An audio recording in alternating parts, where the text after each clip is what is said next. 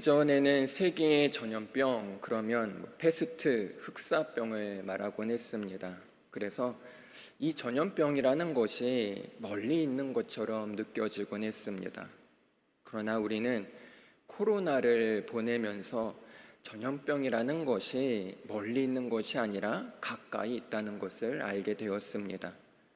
이 코로나로 인해 청결이 노이로제가 걸릴 정도로 전 세계에 관심이 되었습니다. 다들 기억 잘 나실 겁니다. 세정제가 동이 나서 구입할 수 없었습니다. 또한 평소에는 잘 쓰지도 않았던 마스크를 줄 서서 대기표를 받아가면서 사야 했습니다. 어느덧 마스크를 쓰는 것이 일상이 되었습니다. 이 코로나로 인해 청결을 더욱 중요시 여기게 되었습니다. 그런데 청결에 대한 유별남의 그 원조는 바로 유대인입니다. 유대인들은 신경쇠약에 걸린 것처럼 청결을 아주 너무나도 중요하게 여깁니다. 그래서 율법에서 이것을 뭐라고 하죠? 정결 예식이라고 부르기도 합니다. 그렇다면 너무나도 중요한 이 청결함에 대해서 세 가지 렌즈로 오늘 이 시간 살펴보고자 합니다. 청결케 되는 세 가지 렌즈. 첫 번째, 오늘 본문에서 어디를 청결하게 하라고 합니까? 마음이 청결한 자는 복이 있나니. 그런데 왜 마음을 청결하게 해야 할까요? 마태복음 23장에서 예수님이 어떠한 지적을 하십니다. 겉은 깨끗이 하면서 속은 탐욕과 방탕으로 가득 찼다, 이렇게 지적하십니다. 그래서 예수님은 27절과 28절에서 이렇게 말씀하십니다. 화 있을진저 외식하는 서기관들과 바리새인들이요, 회칠한 무덤 같으니 겉으로는 아름답게 보이나 그 안에는 죽은 사람의 뼈와 모든 더러운 것이 가득하도다. 이와 같이 너희도 겉으로는 사람에게 옳게 보이되 안으로는 외식과 불법이 가득하도다. 이것이 형식만 붙들고 있었던 그 당시 종교인들에 대한 예수님의 질책입니다. 그렇다면 마음을 어떻게 해야 깨끗하게 할 수 있을까요? 이 마음이라는 것이 보이지도 않고 마음이라는 것이 잡히지도 않고 어떻게 해야 이 마음을 깨끗하게 할 수 있을까요? 그런데 이 청결이라는 개념은 실제로 깨끗하게 씻는 것을 의미합니다. 어떻게 해야 마음을 씻을 수 있을까요?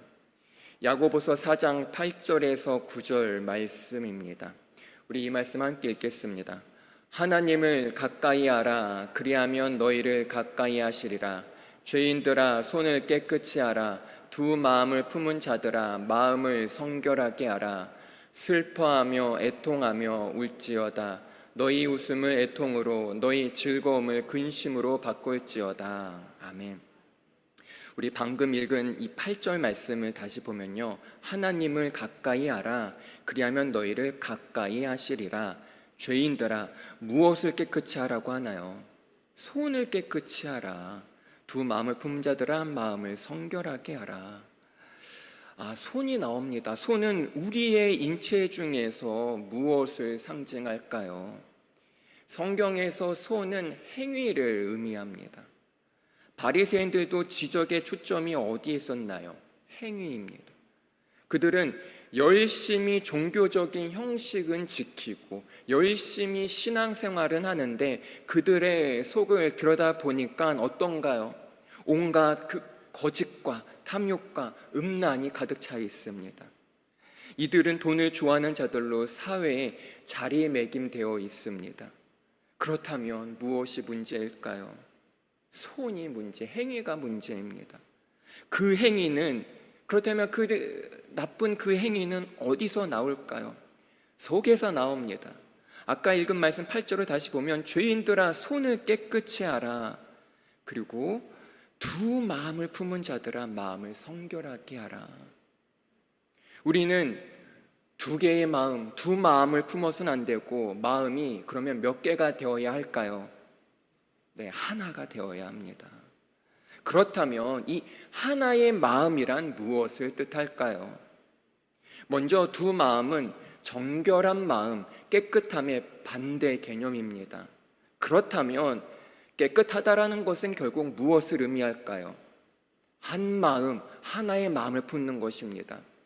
즉 오늘 본문에서 이 청결은 그냥 더럽지 않은 깨끗한 상태가 아니라 하나의 마음, 한 마음을 청결이라고 하는 것입니다. 예를 들어 연인이 양다리를 거치면 이게 두 마음을 품는 거죠. 그런데 우리가 하나님 앞에서 삶의 태도가 양다리 걸친 것처럼 그럴 수 있습니다. 그것이 실제적으로 나타난 것이 베드로 사건입니다. 제자들이 풍랑치는 파도에서 배를 타고 가다가 구하러 오신 예수님을 보고 뭐라고 소리칩니까? 유령이다. 그러자 예수님이 나야 나 안심해.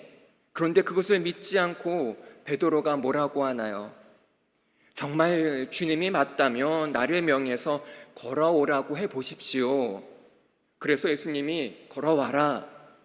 결국 베드로가 배에서 내려 물 위를 걷게 됩니다. 여러분 절대로 베드로를 엉뚱하다고 무시하면 안 됩니다. 이것도 믿음의 행위입니다. 우리 중에 누구도 물 위를 걸어본 사람은 없습니다. 물에 빠져본 적은 있어도 물 위를 걸어본 적은 없습니다. 그런데 그렇게 물 위를 잘 걷다가 베드로가 무엇을 보고 물에 빠졌을까요? 마태복음 14장 30절입니다. 바람을 보고 무서워 빠져가는지라 소리질러 이르되 주여 나를 구원하소서 하니 무엇을 봤습니까? 바람을 보고. 처음 걸어갈 땐 누구의 말씀을 듣고 걸어갔습니까?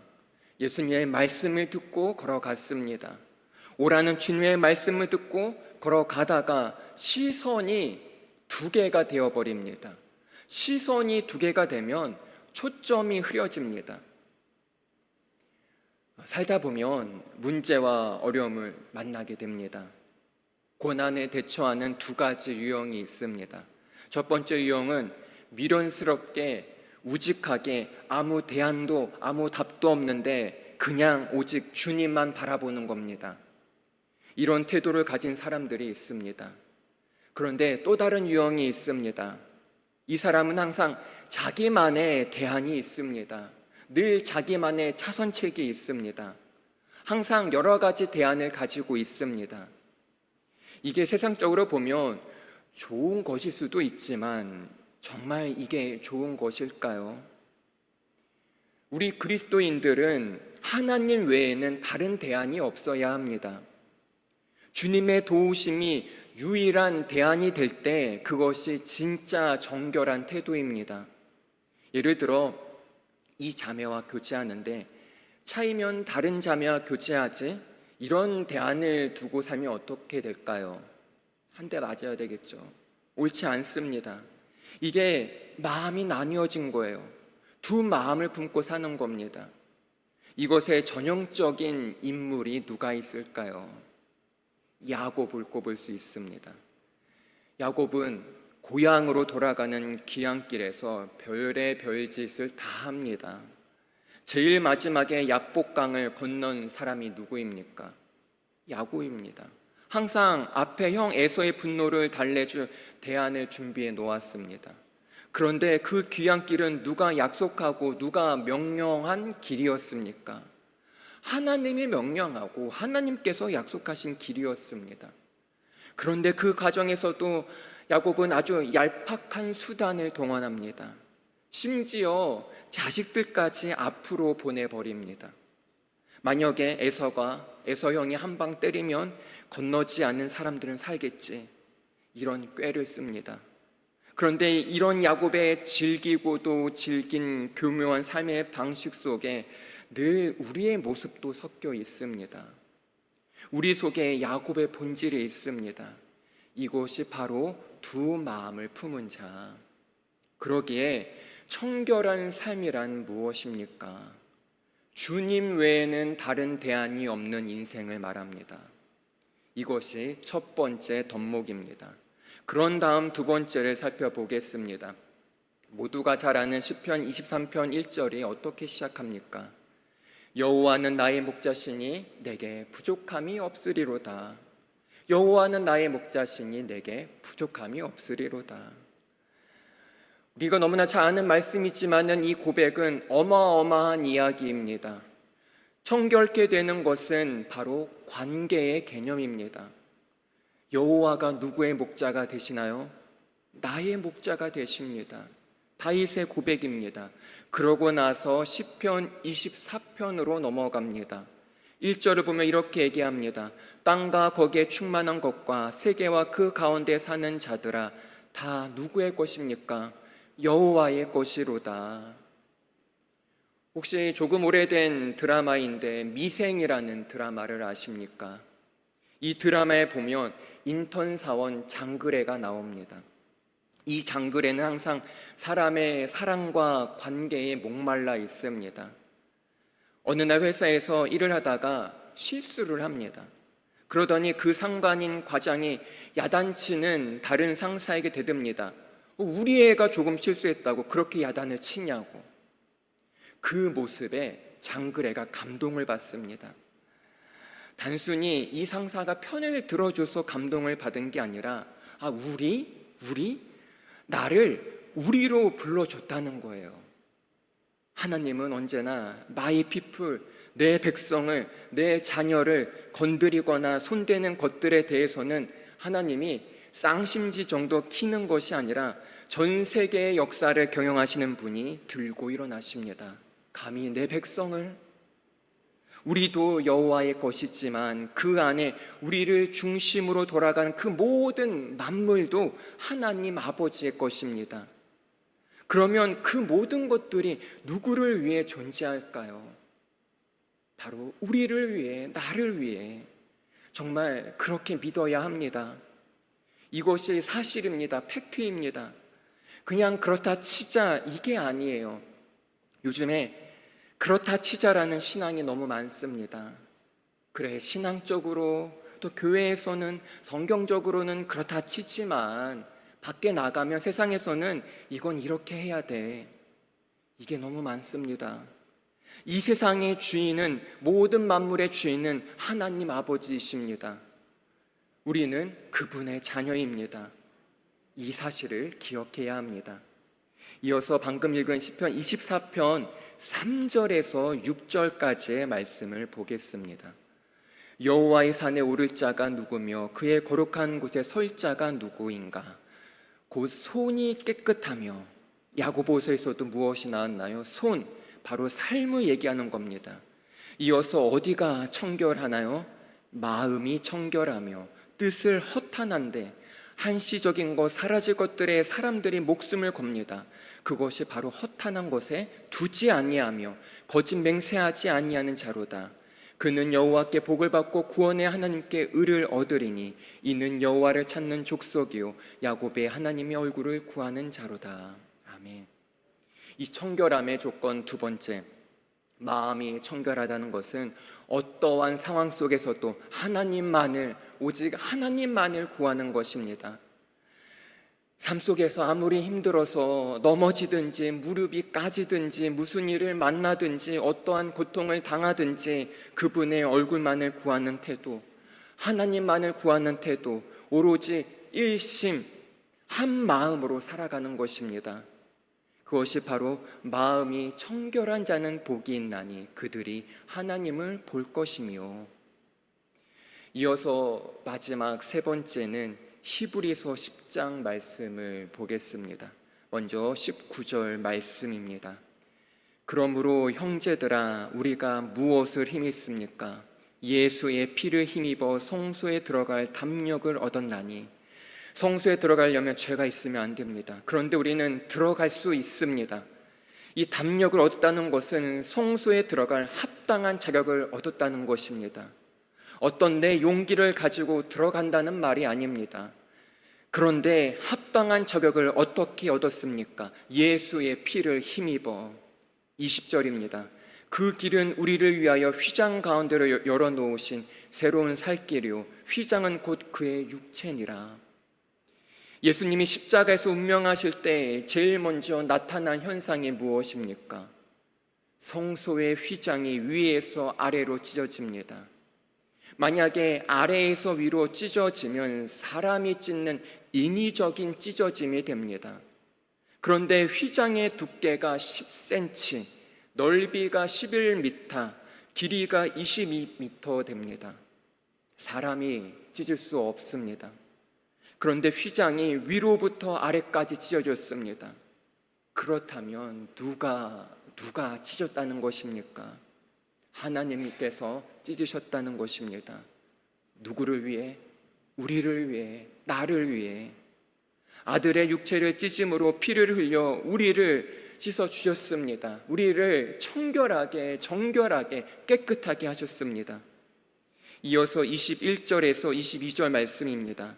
또 하나님의 집 다스리는 큰 제사장이 계심에 우리가 마음의 뿌림을 받아 악한 양심으로부터 벗어나고 몸은 맑은 물로 씻음을 받았으니 참 마음과 온전한 믿음으로 하나님께 나아가자.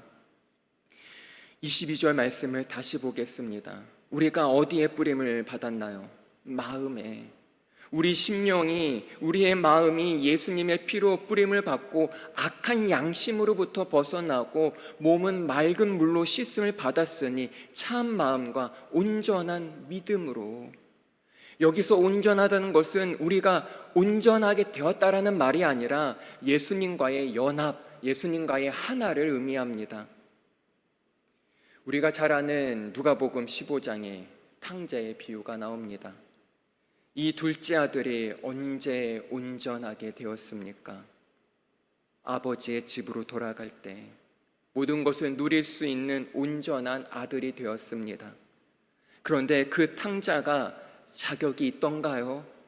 자격이 되어서 온전해진 게 아니에요. 아버지가 받아주고 아버지가 기다려줘서 온전하게 되었습니다. 여기서 온전이란 말은 퍼펙트 그것이 아니라 바로 완전한 연합, 아버지와의 완전한 하나를 의미합니다. 아버지와 아들이 하나가 되어 서로 교제하며 어울릴 수 있는 관계를 말합니다. 그러면 이제 마지막으로 시편 15편 1절에서 5절 말씀을 보겠습니다. 이 말씀을 보면서 무엇을 강조하고 있는지 유심히 살펴보시길 바랍니다. 우리 이 말씀을 한 절씩 교대하겠습니다. 제가 한 절 읽고 우리 함께 또 2절 읽겠습니다. 여호와여, 주의 장막에 머무를 자 누구오며 주의 성산에 사는 자 누구오니까. 제가 읽겠습니다. 정직하게 행하며 공의를 실천하며 그의 마음에 진실을 말하며 그의 혀로 남을 허물하지 아니하고 그의 이웃에게 악을 행하지 아니하며 그의 이웃을 비방하지 아니하며 그의 눈은 망령된 자를 멸시하며 여호와를 두려워하는 자들을 존대하며 그의 마음에 선한 것은 해로울지라도 변하지 아니하며 이자를 받으려고 돈을 꾸어주지 아니하며 뇌물을 받고 무죄한 자를 해하지 아니하는 자이니 이런 일을 행하는 자는 영원히 흔들리지 아니하리로다. 아멘. 아주 짧은 이 10편, 15편 5절에 거쳐서 설명된 내용들은 바로 행위를 강조합니다. 그런데 그 행위가 누구를 위한, 누구를 향한 행위인가요? 이웃을 향한 행위입니다. 우리가 자칫하면 마음이 청결하다는 것을 이렇게 오해할 수 있습니다. 아, 나의 내면을 깨끗이 하는 거, 내가 홀리한 거, 내가 거룩한 거. 그러나 성경에서 말하는 이 청결의 개념은요, 개인만을 말하지 않습니다. 공동체 전체를 의미합니다. 그러기에 성경에서 말하는 청결은 이웃에게 선을 베푸는 것입니다. 그래야 내가 마음이 깨끗한 자가 되는 것입니다. 이 청결이라는 것은 사실상 선언적 복입니다. 우리의 청결은 오직 예수님의 피로만 가능합니다. 이곳은 우리가 노력해서 얻어지는 게 아닙니다. 청결함은 오직 예수님의 피로 얻어지는 것입니다. 우리는 그 공로를 입었을 뿐입니다. 그러면 청결하게 살기 위해서 이웃에게 선을 베풀라는 의미일까요? 아니면 그런 삶이 저절로 묻어 나와야 할까요? 당연히 저절로 나와야 합니다. 그 얘기를 하는 겁니다. 우리는 이웃을 향해 그리스도의 향기를 전해야 합니다. 나만 거룩하고 나만 열심히 신앙생활하는 것이 아니라 그리스도의 향기를 지역 가운데, 이웃 가운데 전해야 합니다. 이 청결을 잘못 오해하면 율법주의가 될 수 있습니다. 정결 예식은 기가 막히게 잘 지킵니다. 기가 막히게 열심히 신앙생활합니다. 그런데 삶에 돌아가면 독선적이고 개인주의고 이기주의입니다. 이것이 이중적인 삶이 되는 것입니다. 그래서 우리가 읽은 이 시편 15편의 이 요구는 율법의 차원에서 이렇게 해야 청결하게 된다라는 의미가 아니에요. 우리는 이미 예수님의 피로 청결하게 된 선제적 은혜를 누린 하나님의 복된 자녀입니다. 그렇기 때문에 시편 15편에서 말하는 이웃사랑의 행위가 우리는 저절로 나와야 합니다. 물론 결코 쉽진 않습니다. 정말 나랑 가깝고 나랑 친한 사람하고는 그렇게 할 수 있습니다. 그런데 원망의 대상이 되는 그 사람하고는 쉽지 않습니다. 이 갈등과의 싸움은 우리가 하늘나라 갈 때까지 끊임없이 일어납니다. 점점 개인주의가 되는 이 시대에 우리 믿는 사람들은 이웃을 생각하고 공동체를 중요시 여겨야 합니다. 그래서 나만 청결하게 거룩하게 깨끗하게 되는 것이 아닌 나의 집, 직장, 캠퍼스, 내가 속한 그 공동체까지 정결하게 깨끗하게 거룩하게 되어야 합니다. 우리는 예수 그리스도의 피로 청결하게 깨끗하게 되었습니다. 하지만 거기서 끝나면 안 됩니다.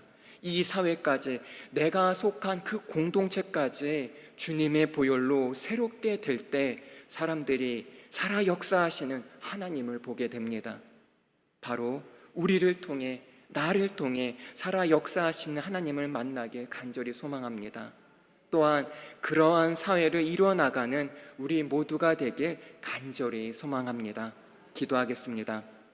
하나님, 우리의 청결, 우리의 거룩함은 오직 예수 그리스도의 보혈로만 이루어집니다.